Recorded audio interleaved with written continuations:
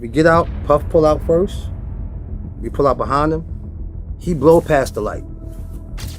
I never knew that you could feel so sad, feel so hurt, feel so empty. His world, the rap world, and my world were completely opposite. If it wasn't for him, I wouldn't be listening to rap music. The world of hip-hop has witnessed its fair share of tragedy, and one of the most poignant chapters in its history is the untimely death of Christopher Wallace, better known as the notorious B.I.G. or Biggie Smalls. On the fateful night of March 9, 1997, Biggie's life was tragically cut short in a drive-by shooting in Los Angeles, leaving a void in the rap industry and in the hearts of his fans that can never be filled. Lil Cease, a close friend and fellow rapper, was not only a witness to this tragic event, but also a key figure in the aftermath, shedding light on the circumstances surrounding Biggie's death. And before you know it, a car just rolled up, started popping in the car. Didn't say nothing, didn't yell nothing, just pop, pop, pop, pop, pop, pop, pop, pop, pop. In his account of what transpired that fateful night, Cease revealed that Diddy's car, which was right in front of theirs, he and Biggie ran the red lights, but Biggie's driver was instructed to stop. It is that reckless decision that granted the hitman the opportunity he needed to shoot the hypnotized hitmaker. And Cease is not alone in his account of what transpired that fateful night. Diddy's former bodyguard has also shed new light on Biggie's death, claiming his March 1997 wasn't a drive-by shooting. Gene Deal, who was part of Puff's security detail in the 90s, opened up about the night Biggie was killed in an interview with The Art of Dialogue and expressed his frustration at how the events leading to his death are portrayed in movies and documentaries. Contrary to popular opinion, Deal insisted that the Brooklyn rapper's untimely demise technically wasn't the result of a drive-by, as he believes the K, who has yet to be identified by police, was already lurking in wait prior to pulling the trigger. It just hurts because they lie too much. A lot of that be lies the way they put it together because they are listening to these white boys who wasn't even there, he vented. I don't want to make this racial, but they take these white boys who weren't even there and want to use the stories they want to tell, which is not the truth, he continued. Wasn't no drive-by. The car was standing there at the corner. The stories they tell are not truthful, and now people are sitting here believing. Every Biggie movie that you see, they say it's a drive-by, when the witness tells you the car was stood right there at the corner. The car was probably there all night. Gene Deal also recalled rushing to Biggie's aid after his GMC Suburban had been shot up by the driver of a black Chevy Impala, which had pulled up alongside it at a red light near the Peterson Automotive Museum in Los Angeles, where the bad boy hitmaker had attended a Soul Train Awards after party. According to Lil Cease and Gene, Diddy knew something was going down. Gene Deal warned him earlier, but he ignored him. One theory that's never going away is that Diddy set up Biggie's because Biggie started writing songs for other artists so that he could get some publishing rights. Diddy owned the publishing of Biggie's albums and Biggie writing for other artists. That was his way of getting around that. The New York native also scouted for talent to put on his Big Beat record label instead of Bad Boy. Why do you think Junior M.A.F.I.A. signed with Big Beat and not Bad Boy? Apparently, Biggie was doing a joint venture with Lance Rivera and running his own record label. He was preparing to leave Bad Boy as soon as he met his contractual obligations. According to Gene Deal, Puffy and Biggie were not homies. It was never a partnership. That was all for show. The reality was it was a boss versus employee relationship dynamic between Puff and P. Biggie, and Puff was the boss. Biggie got jerked around the same way everyone else on Bad Boy got jerked around, except Biggie got set up on his way out. The night of his death, Biggie and his entourage went to a Soul Train Awards after-party sponsored by Quincy Jones and Vibe magazine at the Peterson Automotive Museum in Miracle Mile. Diddy later recalled that none of his Bad Boy Records peers felt the posh area posed any danger before the rapper's death. Despite the fire department shutting things down for being overcrowded at 12:30 a.m., Biggie left in good spirits after posing for pictures with fans. Trickling into 3 cars, Diddy and his bodyguards filled the lead SUV while Big and his crew jumped into a Suburban, both trailed by security in a Chevrolet Blazer. After the Bad Boy founder rushed through a yellow light on Wilshire Boulevard and Fairfax Avenue, Biggie and his security were left idling on red, sitting in the passenger seat. That's when a white Toyota Land Cruiser wedged itself between the 2 cars, and a Chevrolet Impala pulled up alongside the rapper to fire 4 shots. An hour into March 9th, Biggie Smalls was dead.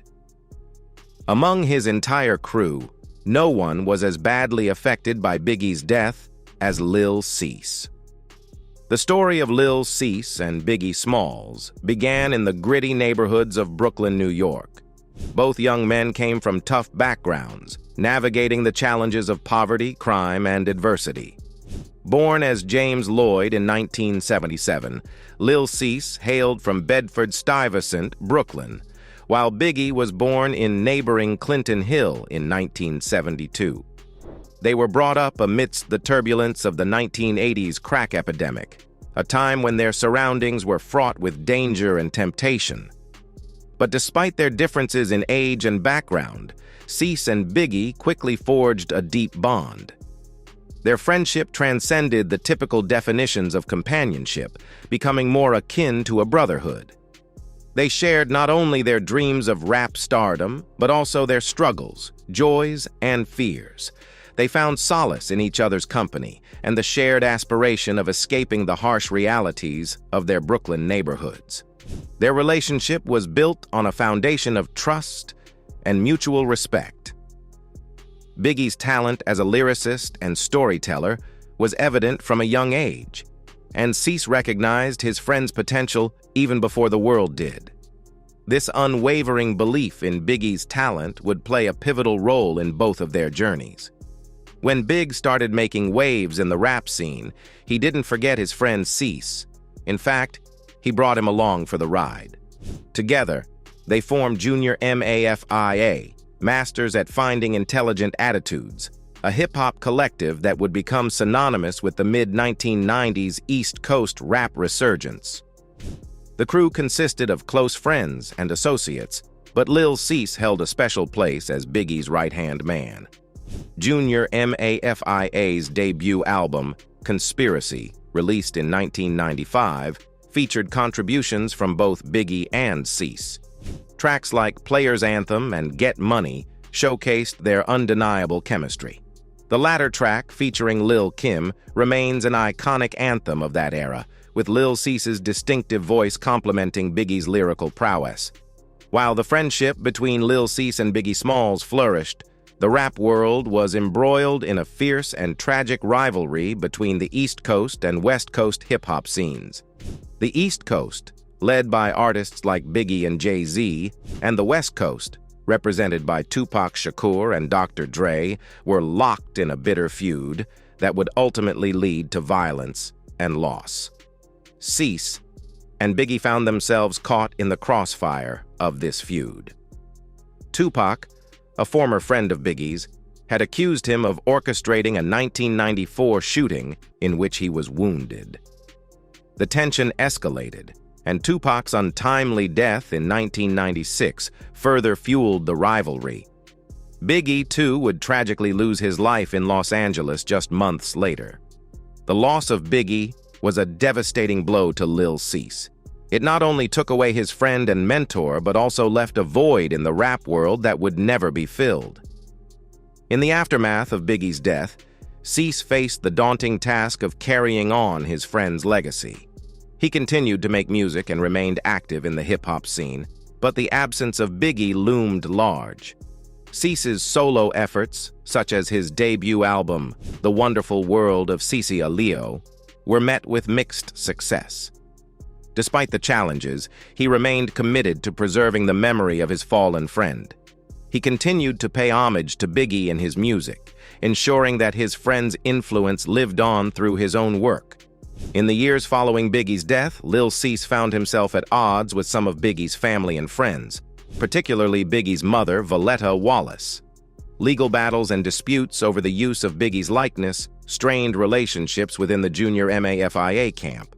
However, time brought healing and reconciliation. Cease and Ms. Wallace eventually found common ground, recognizing that their shared love for Biggie should prevail over any disagreements. The rapper's efforts to honor Biggie's memory were sincere, and as the wounds of the past began to heal, he was able to rebuild bridges with those who had once been at odds with him. Biggie's childhood was marked by the struggles of a single-parent household. His mother worked tirelessly to provide for her family, often holding multiple jobs to make ends meet. Growing up in a neighborhood plagued by crime and poverty, Biggie was exposed to the harsh realities of street life from a young age.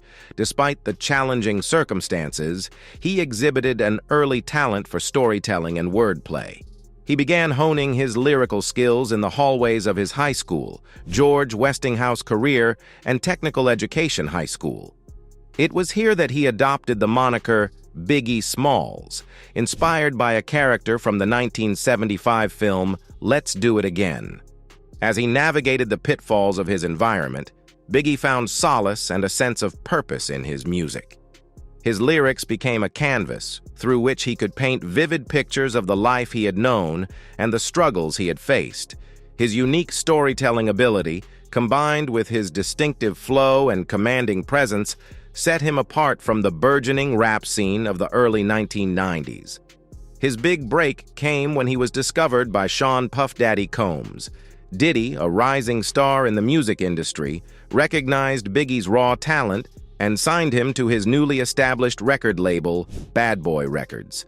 This pivotal moment marked the beginning of a partnership that would change the course of hip-hop history. Under Puff Daddy's guidance, Biggie began to refine his craft and shape his unique sound. His debut single, Party and BS, released in 1993, served as a preview of the lyrical prowess that would soon captivate the rap world. However, it was his debut album, Ready to Die, released in 1994, that catapulted him to stardom. Ready to Die was a groundbreaking and introspective album that showcased Biggie's storytelling abilities. Tracks like Gimme the Loot and Everyday Struggle delved into the harsh realities of street life, while songs like Juicy and Big Papa exhibited his versatility by incorporating elements of R&B and soul into his music. The album was both a critical and commercial success, earning Biggie widespread recognition and establishing him as a force to be reckoned with in the rap industry. One of the key aspects of his rise to stardom was the development of his larger-than-life persona as the notorious B.I.G. This alter ego was a reflection of the duality of his life, the struggle and hardship of his upbringing in Brooklyn, juxtaposed with the opulence and extravagance that came with his newfound fame. The notorious B.I.G. was a persona that commanded attention. His imposing physical presence, standing at over 6 feet tall and weighing close to 300 pounds, added to his mystique. He often rapped about his luxurious lifestyle, including designer clothing, expensive cars, and lavish parties. This contrast between his past and present created a captivating narrative that drew listeners in and made them eager to hear more of his stories. What set Biggie apart from many of his peers was his authenticity. While he rapped about the trappings of success, he never lost touch with his roots.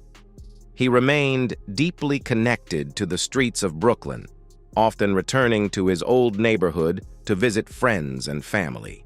This authenticity resonated with fans who could relate to his experiences and struggles. While Biggie's music often celebrated the excesses of his newfound wealth and fame, it also served as a form of social commentary. He used his platform to shed light on the systemic issues that plagued his community and communities like it across America. In songs like Things Done Changed and Suicidal Thoughts, The rapper explored the harsh realities of growing up in poverty and the desperation that often accompanied it. He spoke about the impact of drug addiction, violence, and the lack of opportunities for young people in his neighborhood. Through his music, he provided a voice for those who felt marginalized and overlooked by society. Biggie's storytelling abilities were particularly evident in his ability to paint vivid pictures of life on the streets. His lyrics were filled with gritty details and vivid imagery, allowing listeners to step into his world. This narrative style not only set him apart from his contemporaries, but also made his music relatable to a broad audience. To this day, his remains one of the most significant unsolved mysteries in hip-hop history. While his death marked the end of an era, his legacy continues to thrive. Biggie's influence on the rap genre is immeasurable. His storytelling abilities and lyrical prowess have inspired countless artists who have followed in his footsteps. His impact can be heard in the work of artists like Jay-Z, Nas, Eminem, and Kendrick Lamar, all of whom have cited him as a major influence on their careers. Beyond his music, Biggie's life story has been the subject of documentaries, biopics, and books. His enduring popularity has made him a cultural icon, and his image can be seen on murals, t-shirts, and merchandise across the globe. He is remembered not only for his music, but also for his authenticity, his resilience, and his ability to rise above his circumstances. It is unfortunate that he lost his life because of petty beefs, and allegedly, Diddy was the target, not him. The East Coast-West Coast rivalry that engulfed the hip-hop industry in the 1990s was not merely a battle of words and egos. It was a reflection of the complex and often volatile landscape of the music industry during that era. This feud, which pitted artists, record labels, and regions against each other, played a significant role in the tragic events that would later unfold, including the deaths of two iconic figures, Tupac Shakur and Biggie. The roots of the East Coast-West Coast feud can be traced back to the early 1990s, when hip-hop was undergoing a seismic shift. At the time, the genre was predominantly centered in New York City, with artists like Run DMC, LL Cool J, and Public Enemy dominating the scene. However, a new wave of West Coast hip-hop was emerging, led by acts like N.W.A., Ice-T, and Too Short. The West Coast's rise to prominence introduced a different sound and perspective to hip-hop. Artists from this region embraced a funk-influenced, laid-back style that often explored themes of street life and gang culture. Dr. Dre's The Chronic and Snoop Dogg's Doggy Style were pivotal albums that helped solidify the West Coast's place in the hip-hop landscape. As the West Coast gained momentum, tension began to simmer between artists from the two coasts. Some East Coast rappers felt that their dominance in the genre was being challenged, and a sense of territorialism began to take hold. This rivalry was not limited to music alone. It extended to competition over radio airplay, record sales, and even the clothing styles associated with each coast. One of the most notorious incidents that fueled the rivalry occurred at the 1995 Source Awards, an annual hip-hop awards show. The event took place in New York City, and tensions were palpable from the moment the ceremony began. The rift between the two coasts was glaringly evident when Suge Knight, the CEO of Death Row Records, took the stage to accept an award. During his acceptance speech, Knight made a statement that would become legendary and further exacerbate the feud. He declared, "Any artist out there who wants to be an artist and stay a star and don't have to worry about the executive producer trying to be all in the videos, all on the record, dancing, come to Death Row." These words were seen as a direct challenge to East Coast artists and their labels, implying that the West Coast was the place for true creative freedom. The impact of this incident cannot be overstated.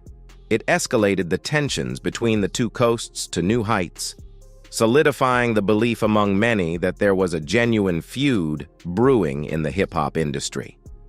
At the heart of the East Coast-West Coast feud were two of the genre's most iconic figures. Pac and Biggie. Their rivalry became the focal point of the conflict, and their personal animosities only served to heighten the tensions within the hip-hop community. Tupac, a West Coast native, had a tumultuous relationship with Biggie that can be traced back to a series of misunderstandings and conflicts. Pac believed that Biggie and Diddy had prior knowledge of the 1994 shooting in which Tupac was wounded. Although Biggie vehemently denied any involvement, Tupac's anger and paranoia grew, fueling his belief that there was a conspiracy against him. His 1995 imprisonment on assault charges only intensified his suspicions and his feud with Biggie.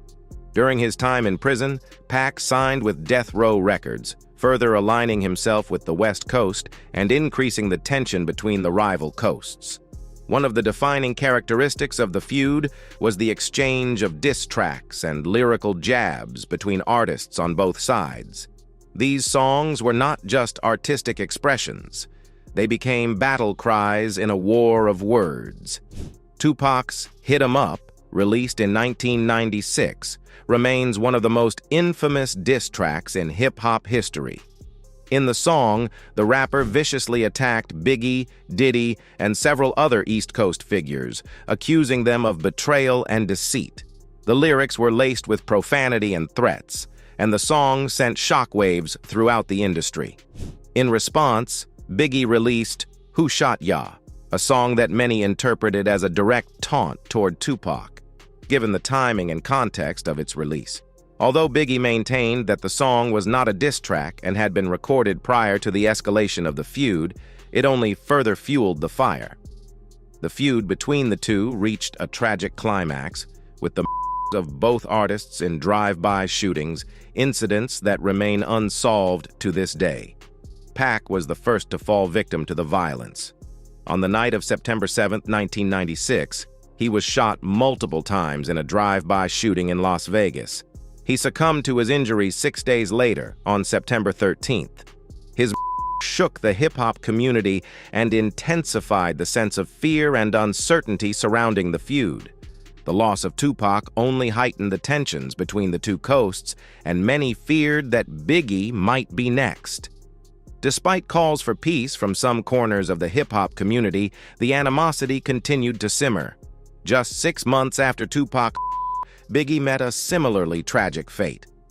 On March 9, 1997, he was gunned down in a drive-by shooting in Los Angeles, a that would remain one of the most high-profile unsolved cases in the history of hip-hop. His death sent shockwaves through the industry, and the loss of two of its biggest stars within such a short span cast a long shadow over the genre. While it is important to remember that the feud did not cause the deaths of Tupac and Biggie, it undoubtedly created an atmosphere of tension, mistrust, and fear within the hip-hop community.